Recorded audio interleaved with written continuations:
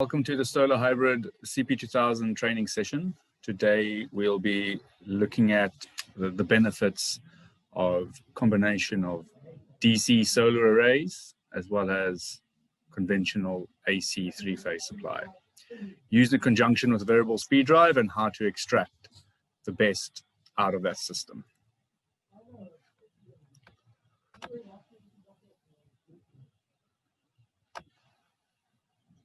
Contents that we'll be covering: three-phase AC supplied power circuits, DC supplied power circuits, the solar array around the DC supplied circuit, and also the solar control for the standalone solar system.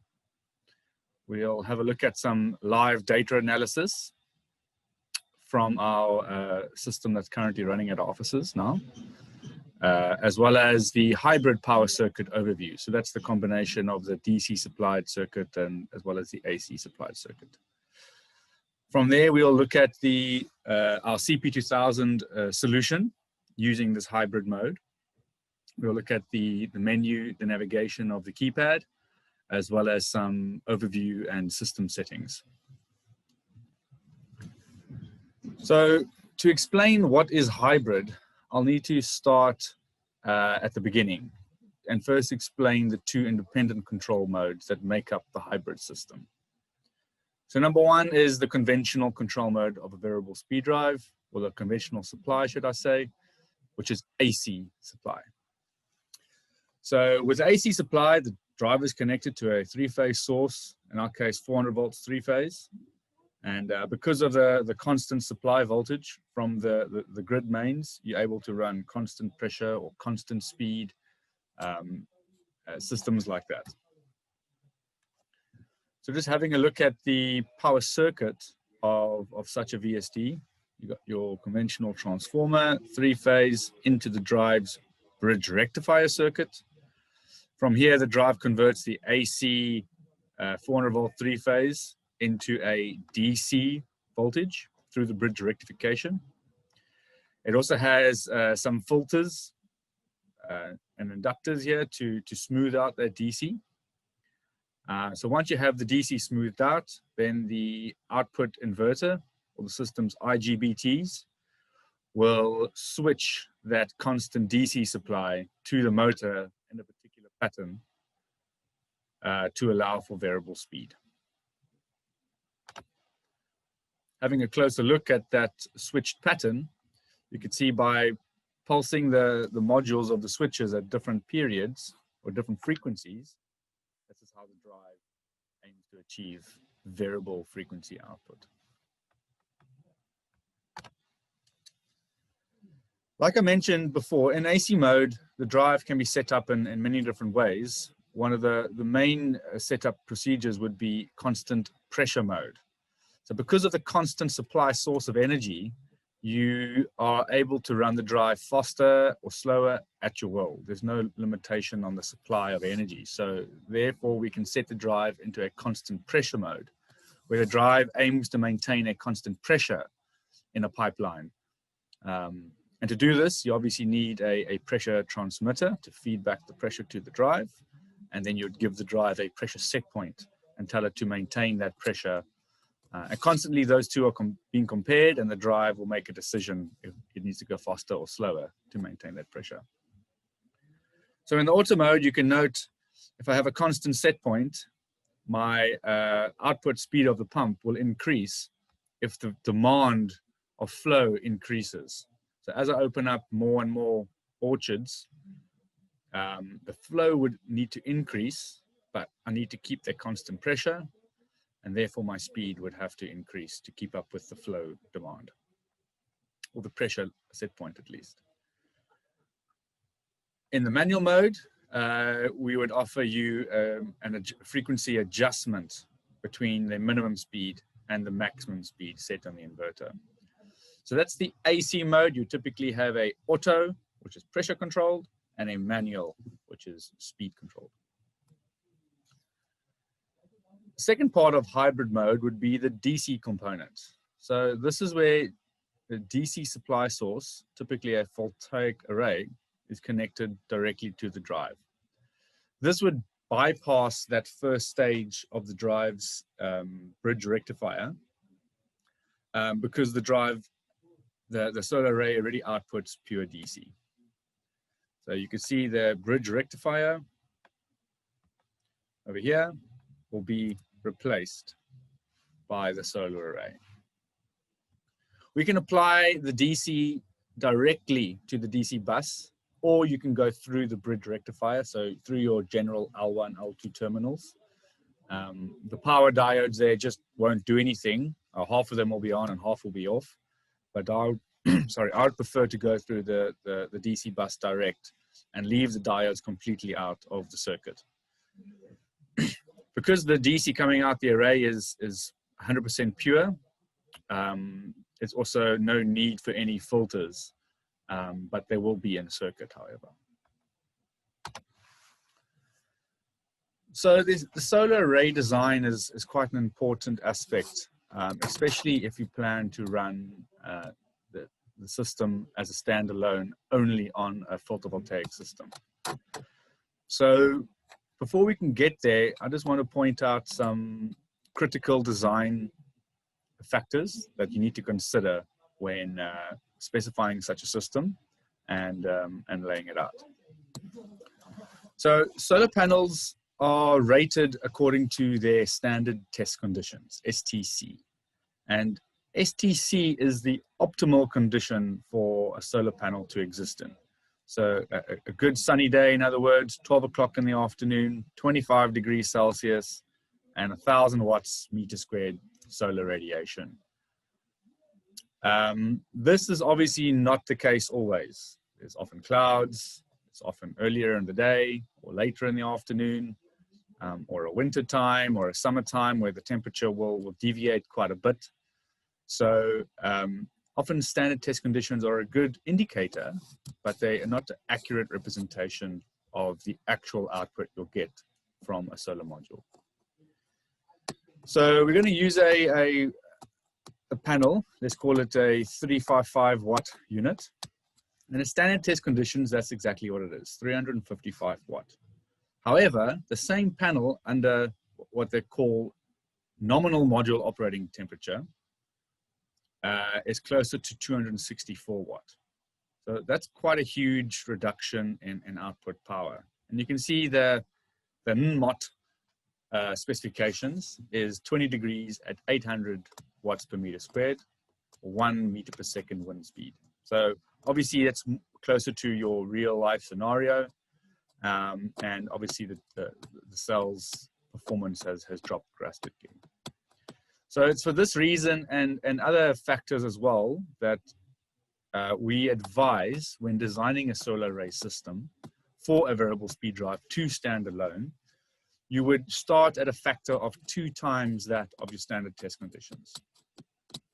So in other words, if we use this as an example, for me to have a solar array of a 22 kilowatt pump system using the same panel described before, the 355 watt, we would want to then multiply that load of 22 kilowatts by the factor of 2 as a starting design point, which would give us 44 kilowatts of solar panels at standard test conditions.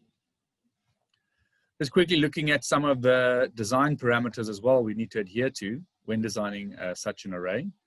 We need to stick to the drive's voltage limits, mainly the overvoltage limit of the drive. Most variable speed drives, in fact, all would probably be around 820, 800 volts DC. So 820 is the absolute maximum that the drive would want to handle. Anything above that, it would be tripping and potentially doing some damage. For that reason, we design around no greater than 770 volts. That's to leave some room for temperature differences and maybe an increased open circuit voltage. So we design around 770 volt. The control voltage design is anywhere between 500 and 650 volt. That's where we want the panels to operate at. That's where the drive is most comfortable at delivering full power. And we wouldn't want the DC bus or the the voltaic array to go lower than 480 volts DC. So you know your absolute maximum 770, your minimum 480, and you'd want your typical control voltage to be between 500 and 650 volt. So back to our calculation steps. So we've got 44,000 watts of panels. If we're going to use the STC wattage, we'll divide those two together, and we would come to 124 panels are required of that 355 type to get to 44,000 watts. Next part of the exercise is to calculate how many panels we need connected in series, as not to exceed the 770 volt figure. So these panels, as you can see here, have an open circuit voltage of 46.48 volt. And not to exceed 770 volt max, we get to 16.45 panels in series. So we can't put half a panel, obviously, so we'll just round it down to 16 panels, which gives us a VOC of 748 volt. To find the amount of strings needed to make up the total power required, we would need to take those 124 panels and divide it by the 16 we have in a single string to calculate the amount of strings that are required. So again, we get 7.75. Can't have 0.75 of string, so we can round it up to 8 strings, or we could round it down to 7 strings. This is where you could choose to be slightly above that 2 times factor that we discussed earlier, or slightly under the 2 times factor with the 7-string array. Last but not least is the VMP point, or the design point, at least, of the VMP. That was 39.4 volts times our 16 in series. Therefore, it's 630.4 volts. And that would apply to an 8 or a 7-string array, because we're only looking at the single strings submated voltage. So all of that is within our design parameters. We know that if that particular panel is chosen, and this is our load type, we can go for a 2.06 times factor, which means we'll have a great yield from the panel, and our array would look something like that. So looking at the control solution of a standalone solar system, and just how the panel and the drive would operate in certain conditions, I've drawn up this chart to explain. So early in the morning, as the sun rises, when there's enough sun on the panels, we would have an open circuit voltage of our 750 volt we talked about. When the volts are high enough, the drive can then start. The volts will start at quite high, the open circuit voltage, and as the drive is switched on and draws power from the system, the solar array's voltage will start to fall. It will start to fall and fall and fall until we get to the design point, or the control point. As the sun rises, the drive will keep the control point steady, but increase the speed as the solar radiation increases. If a cloud comes over, perhaps maybe breaking some of that solar radiation, the system will react and slow down the drive, change the VMP point, and control at a lower speed, which is allowed by X amount of radiation on the panels. However, if a bigger bank of clouds come over and the drive is no longer able to maintain speed, it would slow down to eventually get to an absolute minimum voltage, where we can't supply enough power anymore to run at the minimum speed required, at which point the system will shut down and delay for a restart time that the user would input. Once that restart time has elapsed, then the system will attempt to restart again and continue controlling.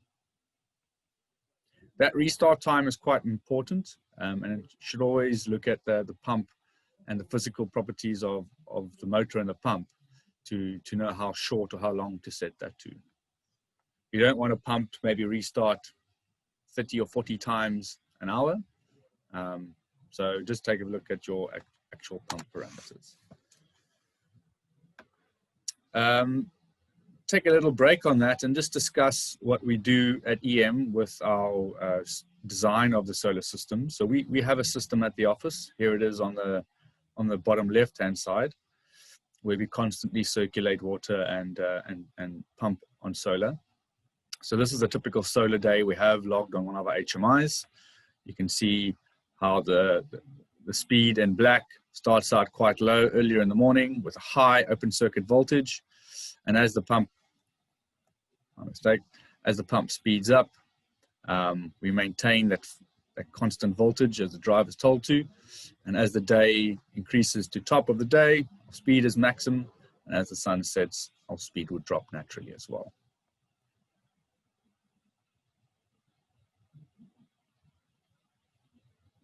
Some of these pictures are taken from a farm in Fredendal. I think this was a 5.5 kilowatt system. Now the hybrid mode is a control mode which consists obviously of AC and DC together. So having a combination of the two allows us to extract the energy saving potential of solar whilst remaining connected to a permanent supply source like Eskom. So we're able to do the constant pressure work or the constant speed work that the pump might require or the system might require, but still being able to tap into the energy saving potential of solar. So our power circuit would look something like this now, with our transformer connected to our incoming phases and our solar array connected directly to the drive's DC bus. Very important item in this configuration would be the external blocking diodes that we've incorporated into the system. So these blocking diodes will ensure that power only flows from the panels to the drive and hence to the motor, and will attempt or will block any reverse voltage fed from the Eskom side or the supply side to the solar array. And vice versa, the solar array cannot feed back to Eskom because of these blocking diodes, which are internally inside the drive. But more importantly, Eskom or the utility power cannot feed back into the solar array and potentially putting live volts on the wrong end of the connector and protecting the installation and the technicians. So the hybrid mode theory would be based on the two DC sources. So the utility supply or Eskom, this three-phase is converted into DC through the bridge rectifiers as discussed. To know what that DC equivalent value would be, it's quite a simple formula. It's just the three-phase line-to-line voltage, 400 volts for instance, times √2 would give us the theoretical equivalent for that DC component. So at 400 volts, our DC bus from Eskom, or the DC source that Eskom would supply us, would be 565 volts DC. If we take our previous design parameters into account, we had an open circuit voltage of 748 and a VMP of 630. So let's see how these two voltage sources, we're going to consider them as DC sources for now, make it easier, how they would combine inside of the drive and how to extract the best out of each. So like I mentioned, the power electronics, or those blocking diodes, act like a one-way valve, directing traffic from the solar array to the drive, and not from the solar array to the grid, or from the grid to the solar array. So obviously, as in this analogy here, I used some water tanks. The PV array has a much higher potential than that of the grid's reference. So naturally, the drive will always draw from the higher potential. Makes sense. So when the system starts, as you noted on the previous control slide, the voltage will start to fall.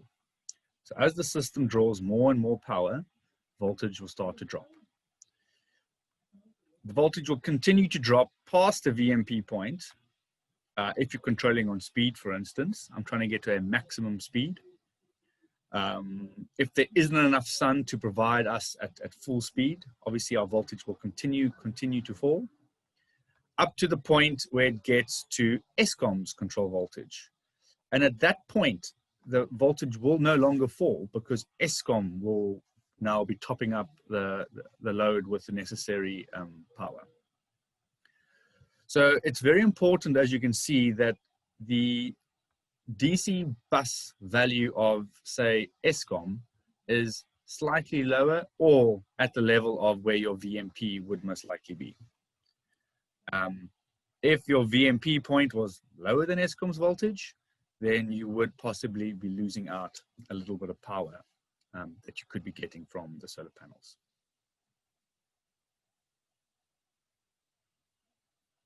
Okay.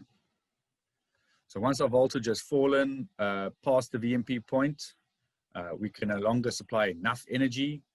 Then any lower than that, ESCOM would start to take over and start adding power into the system along with the solar array.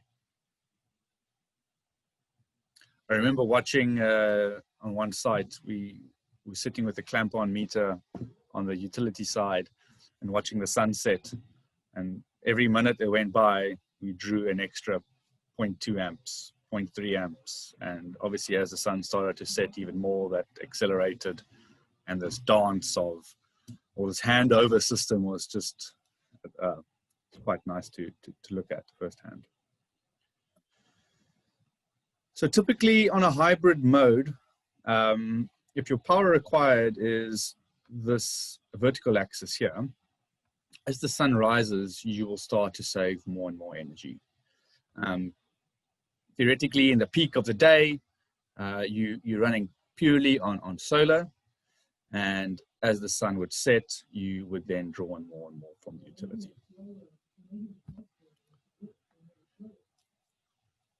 So the hybrid mode using the CP2000 solution. So we understand the theory behind hybrid mode and how one could extract the best out of the system. With the CP2000, we've taken it a step further. So we've got three main control modes, as we've discussed: AC mode, DC mode, and hybrid mode. This system can run either or. So maybe your area has bad power, maybe you want to only apply a generator at night, and use the solar system during the day, or maybe you have intermittent power. With the hybrid system, you could use both.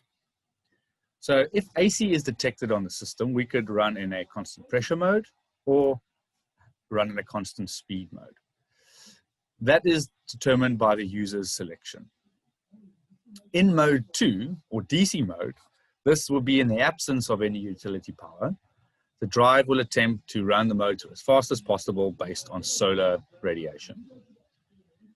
However, if there is too much solar radiation compared to the parameters of, say, the pipe work or the pump, and you don't want to go over a certain pressure, we have added the facility to do a pressure limiting mode in DC control mode. So with a pressure transmitter still connected to the drive, if you had to exceed a certain pressure, which is configurable by the user, obviously, the system will then swap over from solar radiation control and then do constant pressure control, as not to exceed the pressure limit set by the user. If, say, a cloud or the day got longer and less and less solar radiation was available and the drive could no longer maintain a pressure mode, obviously the volts will start to fall on the system and the drive will detect that and swap back over to radiation control mode. And in this mode, obviously, the pressure will be lower than the set point. So there's no need to do pressure control anymore, but rather just keep the pump alive and have water coming out. The third mode, obviously hybrid, as we discussed, is exactly the same as AC mode in terms of its control functions. You could have constant pressure or constant speed. But again, however, we are adding in the energy saving principles of the solar array. Our hybrid power circuit looks something like this. So here we've got our utility coming into the drive. We've got a Clemson phase failure relay. Instead of, in this case, is not used as a phase failure, but rather a phase detection, you could say, telling the drive that AC is now available. And that switch will be sent into the drive control terminal. We've got the incoming DC with the main power fuse and our bridge rectifiers. And last but not least, our switch mode power supply, also connected to the solar array's voltage. So the switch mode power supply can also handle a wide range of DC input volts and output a constant 24 volts DC. This is one of the features of Delta's DRP click series power supply. So that power supply is used predominantly to drive the cooling fan for larger systems, as well as some control lights or perhaps anything else that you might want to power up in that control panel. So our CP2000 solution, hybrid mode, from 2.2 kilowatt all the way through to 132 kilowatt. These are full control solutions with drives, switchgear, phase failure relays, cooling fans, and all housed in a steel enclosure. Your IP rating on this system would be IP54. So it's a steel enclosure with the hooded rain vents. The control circuit for the hybrid mode is quite a basic one. We obviously have our trip run lamps, as well as our control relay to drive the cooling fans. Our pressure transmitter, if chosen, to maintain a constant pressure in AC mode, or a pressure limiter in DC mode. And then as well as the control switches. So your on and off switch, typically on front of the door, a float switch. If you have a float in a dam, it can be connected here. It's about the same as you putting in a float switch in line with the on-off switch. Internally in the program, it is the same as you doing that. So you could, in theory, put the float switch in series with this on-off switch. This just makes the wiring a lot easier to have it on a separate input.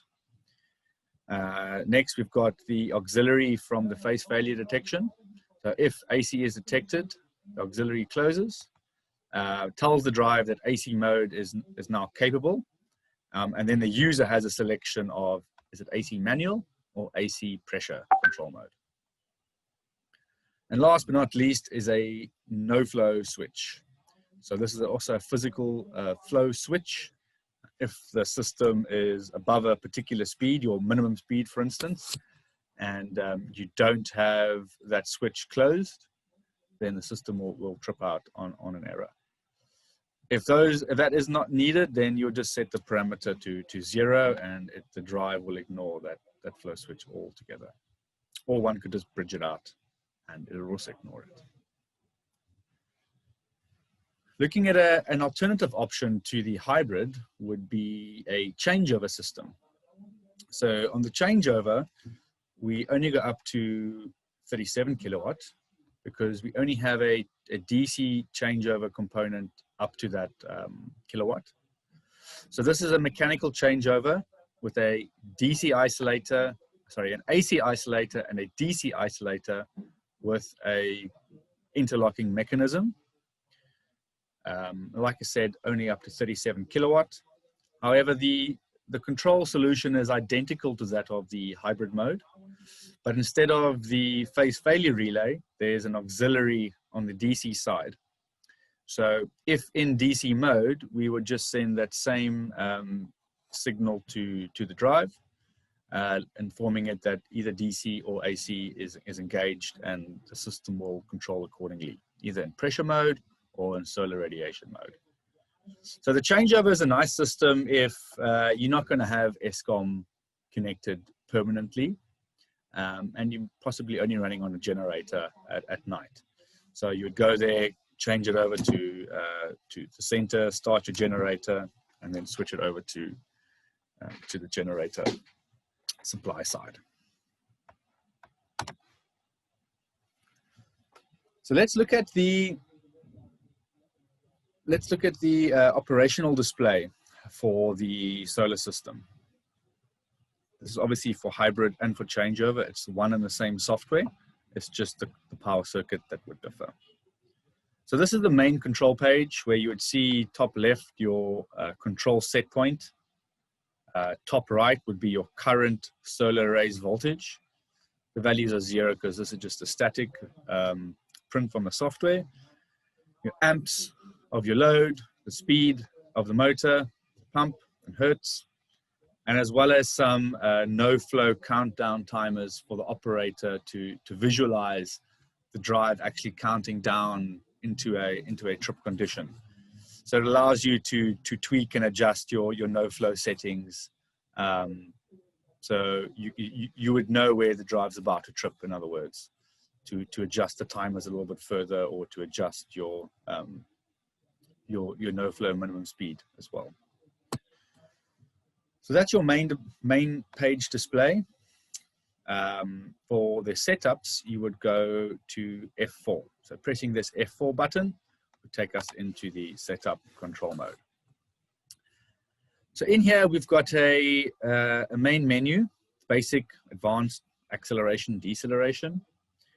The user can scroll between these menus by using the F2 and F3 key, which you can find over here. Once you've selected basic advanced, you would then use the F4, F1 key to go into that basic menu. So F4 over here will take us into this basic menu where we could set the rated amps of the motor, the maximum speed in hertz, and the minimum speed in hertz. If we go F4 again, takes us to page 2 out of 2, where we have further motor setup, our no load amps, no load delay, and no flow delay. You can see in advanced, we've got a couple more settings, 7 pages in total, where we can set up our advanced system parameters. And last but not least, in acceleration, deceleration, we can set up those points. I'm going to go through these screens one by one and explain a little bit more about each parameter. So under the basic setup, we've got the motor no load and rated amps setups basically. So page 1 out of 2 is our rated amps. We'd find that on the nameplate. The max speed of the pump, typically 50 hertz. If you want to, you can possibly push it a little bit higher. And minimum speed is obviously the minimum speed of the pump. Typically where flow stops happening is where you want to run your minimum speed at, or slightly above. On the second page, we've got the no load amps. So your no load amps is the point of where your pump has maybe run out of water and you're no longer pumping anything. So if your amp or your draw is lower than this value for that amount of time, then the system will trip out on a no load delay. This is there to protect the pump. For the no flow delay, we'll see the next page.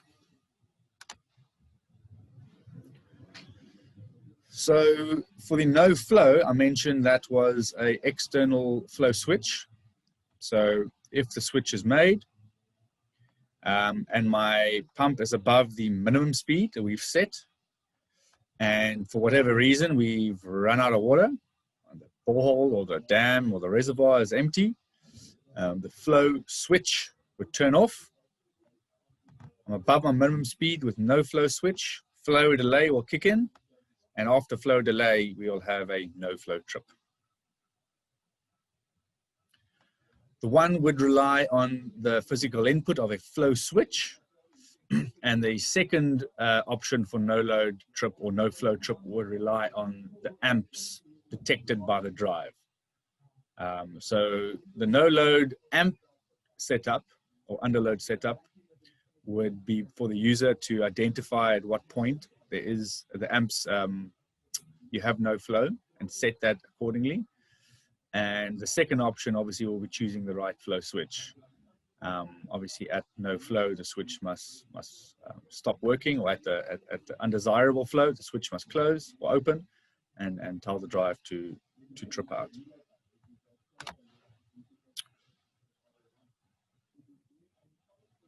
Okay, the advanced setup. Here in advanced setup, we've got our open circuit start voltage.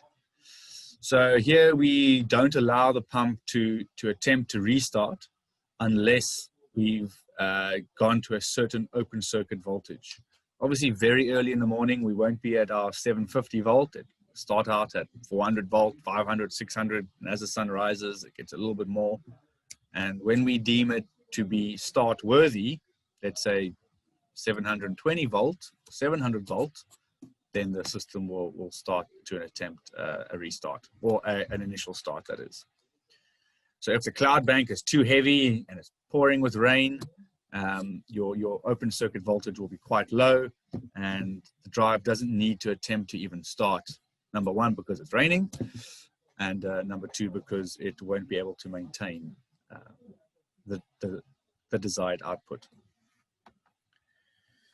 Critical low voltage. Now this is the point at where the program will cut the drive from operating and trip for the restart delay. So your critical low voltage is obviously always below your control voltage, and needs to be set slightly higher than the drive's own internal low voltage trip. That's typically around 450 volt, somewhere around there. Your last but not least is your restart time. And as mentioned before, after any critical low voltage trip or underload trip, the drive will go into a restart delay. You can set your restart time here in seconds. And as mentioned before, please just set it in accordance to the pump's limitations. Some pumps don't like to be started more than once every 5 or 10 minutes, for instance. Page 2 to 7 is our PID parameters. Typically, we don't adjust these. The default parameters that are set are good enough. Proportional 1.0 and integral 1.00. If you do adjust them, probably 1 out of every 100 cases, if that, it'll be because the PID or the control point or the motor is hunting and not very happy. You have the option of changing the PID setting values. Page 3, we've got the bar set point. This is the set point of pressure if you're in AC pressure control mode, but it's also the pressure limiter if you're in DC mode. The sleep percentage and the wake percentage is a percentage that the user sets, and it's a percentage, it's a value of the set point. So set point being 5 bar and sleep being, say, 110%, that'll be a 5.5 bar sleep value. And the wake being a 50% value, for instance, that'll mean it's a 2.5 bar wake value. The user enters the percentage, and the system would automatically calculate the bar that percentage is equal to according to your set point. So it'll give you a little readout here of what that wake and the sleep pressure is. So if you're above if you get to your sleep pressure, obviously the system will start to shut down. There's too much pressure in the pipe. You've obviously closed the tap, and the pressure is building up. The drive will start to slow down and eventually stop. And obviously if that same tap is open, pressure is relieved, And once it goes below the wake pressure, user defined, then the system will start up again. All the way here on the bottom right, we would have just a current pressure value as well. So this will show the pressure reading measured by the transmitter. On page 4, we've got the transmitter setup, which is just scaling the 4 to 20 milliamp into the correct pressure that's, say, written on the side of the transmitter. So with our Huber transducers, you can read that on the side, or when you order it from EM, 10 bar unit 10.00, you'll just punch that value in here to make sure that that transmitter is scaled correctly inside of the drive. The feedback detection time is quite an important parameter. If for whatever reason the transmitter is damaged, or the wire has been cut, or something else had happened, and the signal goes below 4 milliamps, at that point the drive will start to time out for the amount of seconds put in here, and only allow the system to operate without a transmitter for those amount of seconds, after which it will trip out on feedback loss.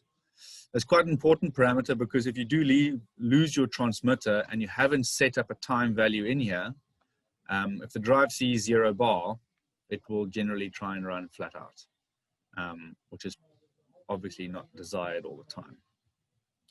So it's important to set the feedback detection time in case you do lose your transmitter.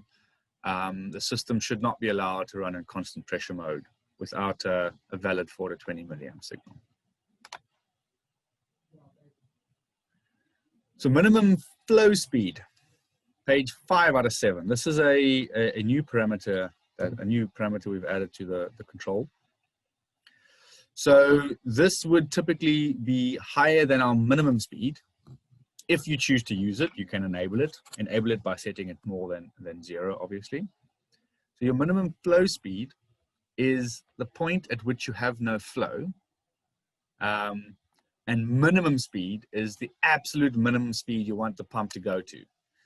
Now, the idea behind minimum flow speed and minimum speed is that we don't want to always limit we always want to limit to a speed where there's just about flow. Because if there's a large bank of clouds, or maybe an intermittent bank of clouds that you would like to, say, ride through, by allowing the drive to go lower than the flow speed, say down to 5 hertz, it will keep the drive alive, or keep the system alive, in other words, and not trip it out and potentially wait for a 60-minute or a 30-minute restart delay. So by having your minimum speed quite low, or lower than your minimum flow speed, you allow the system to go below a point where there's no flow, at which point a timer will start to count. It'll count up. So once you're below minimum flow speed, the system will start to acknowledge that there's no flow, and we start a timer. If the system recovers and goes above minimum flow speed, that timer will then reverse and start to count back towards 0. If it goes back below minimum flow, the opposite will happen again, and so on and so on. So it never allows the timer to completely reset just because it recovered intermittently. It needs to recover permanently, you could say, for that minimum flow not to time out. And if the system can't recover completely, and the average is always taking you below the minimum flow speed, you would obviously eventually trip out at minimum flow. Might not be exactly the minimum flow time, depends on how often you came up and above that line. But if the average is keeping you below your flow, then the system will trip out. So it's kind of like an intelligent flow, no flow meter, you could say. So this is all to keep the system alive, in the hope that it's just a nasty bank of clouds, maybe only 5 or 10 minutes worth of cloud cover, allows the system to go down, and once those clouds are passed, it can recover to full speed again, and not have tripped for that 30 or 60 minutes, whatever the restart delay is set to. Obviously, after a minimum flow speed trip, If it does trip out, it has to initiate the restart delay. But without something like this, you would always attempt to keep a steady minimum speed at that minimum flow. And if 30 hertz or 35 hertz is not sustainable with the cloud cover you have, obviously the system will then trip out on a low voltage. Okay, so that's minimum flow speed. Another special application is the borehole restart time. So if enabled, and the drive trips on a no load trip. So if your borehole restart time is enabled and you trip on a no load trip, that's where the amps are below a certain amps for a specific time. You can set an additional restart delay. So if this was a borehole that ran out of water, the borehole might only recover in 8 hours or 10 hours, for instance. You could set a long delay for a underload trip, longer than that of a trip due to low voltage. Obviously, a low voltage trip is due to cloud cover or day and night conditions, for instance. But a underload trip in a borehole, for instance, is due to the hole perhaps running out of water. So allowing the borehole to recover, you would want to set a very long delay. You also have a AC low voltage restart time, which allows you to set a separate restart time for any AC low voltage trips. That can be a lot shorter if you want it to be. Last on this page is our AC on delay. So we saw we had that that auxiliary or the changeover auxiliary on the phase failure relay or the changeover. So this is the delay for that digital input. So if you're running a hybrid mode with blocking diodes and perhaps your utility power is coming off and on, you would maybe want to set this delay to a few seconds, 10, 20, 100 seconds, to ensure that you have a stable AC supply before the drive acknowledges this and tries to run a constant speed or a constant pressure. Obviously, by copying a bad utility exactly between on or off, it will not be desirable for the pump or the system's output. If you've got a changeover system, you probably wouldn't need to put this delay on. It's more for the automated hybrid mode, because obviously in the changeover, the user's taking control over where AC is on or off. So putting a delay on for the AC side would probably do more harm than good.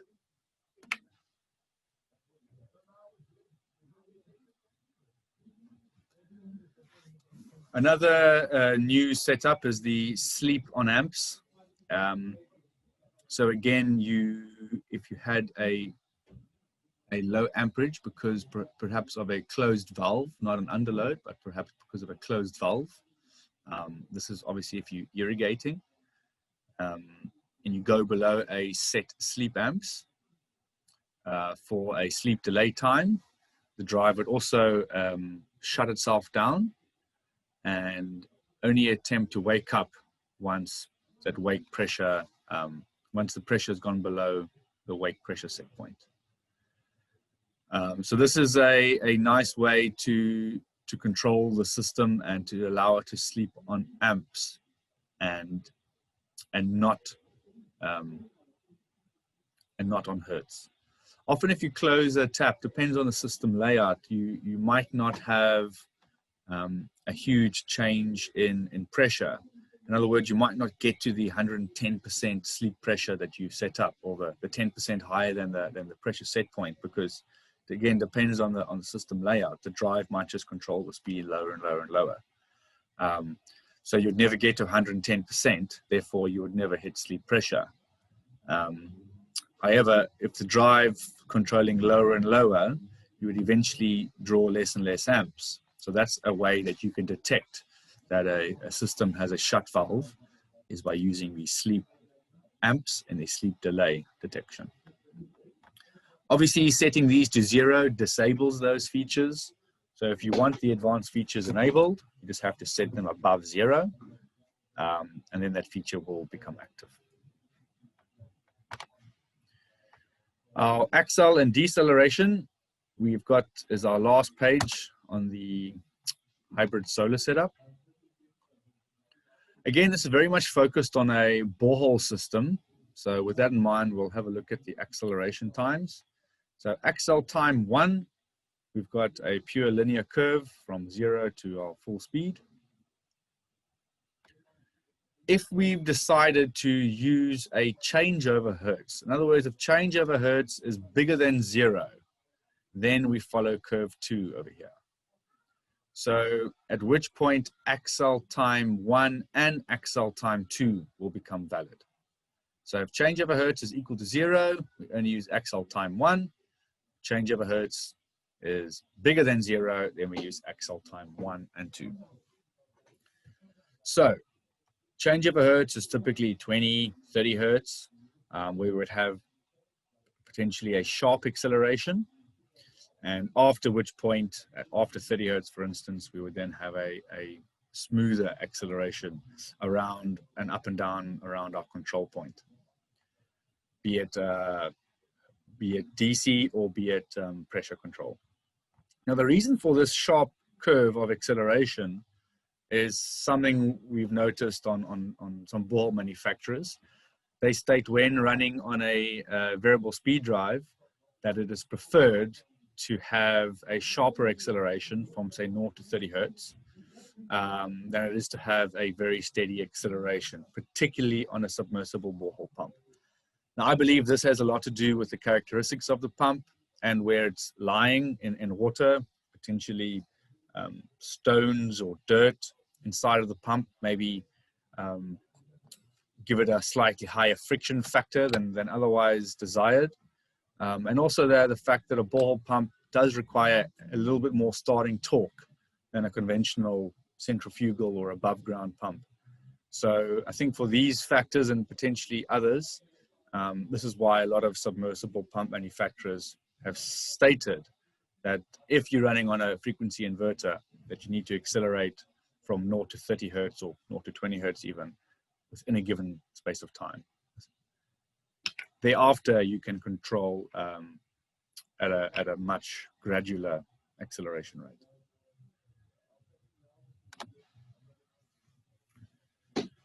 The second page on the accel decel is your AC acceleration deceleration. So all this is if AC mode is detected, then the system will accelerate and decelerate at those speeds. And last on this page is the speed you want to run at if manual is selected in the AC mode. So that is a speed you would enter from minimum to maximum speed. That's the adjustment that it'll give you. If you enter a speed lower than minimum or higher than maximum, won't listen to you. It'll run at minimum or maximum, respectively. Thanks for listening to me. We have some other webinars coming up. Irrigation pump panels. You'll see me again on the 19th of November, as well as SoccerMac will be hosting a webinar on our behalf on the 18th of November. Thanks, you for watching. Sorry, William, just I don't know if you mentioned your email address if anybody wants to get a hold of you. If you've got any if anyone's got any specific questions, if you can email William. His email address is williamc@em.co.za, or if it's easier, you're welcome to email us at info@em.co.za. As William did mention, there is another up-and-coming webinar, and William, our fabulous, we call him our internal genius, William, is our co-host, is our host again. So please do keep an eye out on the website for any upcoming webinars. And if you want to have a look at any of our other webinar recordings, please do visit our YouTube channel. But apart from that, thanks very much. Thanks, William. Thanks, Karen. Appreciate the help.